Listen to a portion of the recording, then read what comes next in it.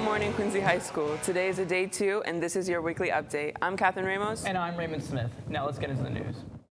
For our first story, we continue with the ongoing crisis plaguing high schools across the nation, especially ours, known as stairwell traffic. This epidemic continues to rid the 4-minute passing periods between bells, making many students late for their class. Here's reporter Dylan Perkins with the story. 4 minutes. Just 4 minutes to get to your next class once the bell rings. Then you have to go up a floor. Maybe 2. And then 3 minutes have been wasted. All of us here at QHS know how annoying and difficult it can be to travel in the stairwell and hallways during the passing periods.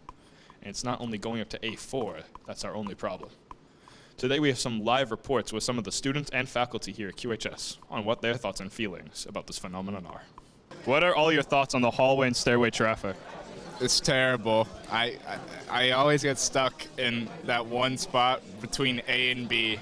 I don't like it either. It's unbearable. I can't get anywhere during the day. So I think that most of the time the hallway and stairway traffic is pretty good. Sometimes, however, there's a little horseplay and a lot of tomfoolery that happens. So we got to keep people moving. I think it could be a little better. I think that some kids could use different stairwells. I think everyone likes to use this A stairwell for just about every class. I think that if they spread out a little bit and go to different stairwells, it would be a little better. Now we are going to demonstrate how to properly travel up and down the stairwell. Here we have a group of students that will show us what it looks like to travel up the stairs in an impolite fashion. See how they all rush and shove past each other. Now in the second group of students, they will show us what it looks like to walk up the stairs in a proper fashion. Such elegance and practicality are what each student should strive for when traveling about the halls. Walking up the stairs, being aware of your surroundings, and moving in an orderly fashion are all useful when traveling between classes. We all know how hard and annoying it can be here at Quincy High to travel between classes, and that doesn't mean it has to stay difficult. As long as we're a little more conscious while we're traveling between class to class, then these passing periods can be a lot more relaxing and pleasant. This is Dylan Perkins, signing off. Thanks, Dylan. I've been hearing from students lately that those C-wing stairs are so bad. And those fashion students, they have it the worst since their classroom's right there in that C-wing. Yeah, hopefully they'll take Dylan's tips on how to get to class faster, because fashion students these days, they're way too busy to be late to class. Absolutely. The fashion students are gearing up for their fashion show on May 6th at 7 p.m. in the Quincy High School auditorium. This special night has been in the works since the beginning of the school year. All the students have full creative control over the entire process, from drawing their designs, picking their fabrics, and choosing their models. This exciting spring event has students and faculty excited for some of the last events of the school year.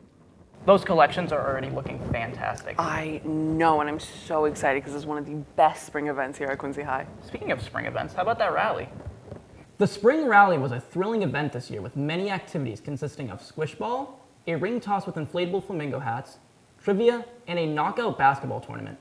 All of this while showcasing all of our spring clubs made this the best kickoff to spring break. Catherine, what was your favorite part of the rally? Definitely Mr. Lane getting pied in the face. Oh, me too. It really was an amazing rally for the seniors as they closed out their year with that exciting rally and winning themselves an ice cream party at the end of their senior week in May. Seniors have been very busy since the rally as they've been competing in a grade-wide game of manhunt, continuing a tradition that started many years ago in the old high school and has continued ever since. Starting with an impressive 92 participants, this year's Senior Assassin has begun, and here's reporter Preston Cavan with coverage. You're out! You're so out, Aiden! Bye! I knew it. Whatever. Senior Assassin is officially rolling out here at Quincy High, and for those of you who are unaware of what that is, it's essentially a 24/7 game of manhunt with water guns. The hunt consists of multiple rounds in which each student is given a specific target. For seniors that wanted to participate, it was a $5 buy-in, and by the end of the game, one student will win the entire $415 that's been contributed. So it's safe to say that the students are keeping on their toes. So I got Sonia last night, and when I came home, Tom was this close to getting me, but he was too slow. I'm trying to get out of Mina. I've been stalking her house every morning. She hasn't been there. I'm following her after school today. After tennis practice, we'll see how that goes. The game commenced April 22nd with 92 original participants, and although it has only been about a week since then, the game has already been narrowed down to just 30 people. Even though the hunt is running nonstop, there are some rules put in place to give students some safe time and spaces. Inside the school at any time is always a safe zone, as well as 15 minutes before and after normal school hours. Another safe zone for participants is inside their homes, unless explicitly given permission from a family member. Once the assassin has proof they were invited in, they are allowed to enter the home of the person they're trying to catch. Of course, participants are given only 4 days to eliminate their target or they're out, and when catching someone, video proof is required. I would still be in if Frankie didn't unlock his car for Amina. That's all I have to say. So Josue drove my target home, and we were following Josue, and then the moment she got out the car, I got out the car and shot her. That's basically what happened. I was set up. I literally got kidnapped, and it was terrible. Now that Senior Assassin has begun, we are all waiting expectantly for a victor to be announced. This competition has been a great way for our senior class to celebrate all of the hard work that's been put in these last few years of high school, as well as potentially gain a little cash in the process. Thanks, Preston. Wow, those seniors are going so hard this year. Do you think you'll do it next year? I think I might have to, with all the action and the money to be won. I think I must. Mm-hmm.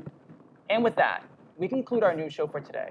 Until next Friday, I'm Raymond Smith. And I'm Catherine Ramos. Reminding you to think for yourself, work together, share with the world, and be aware of yourself and others. This has been your weekly update. Roll Hat!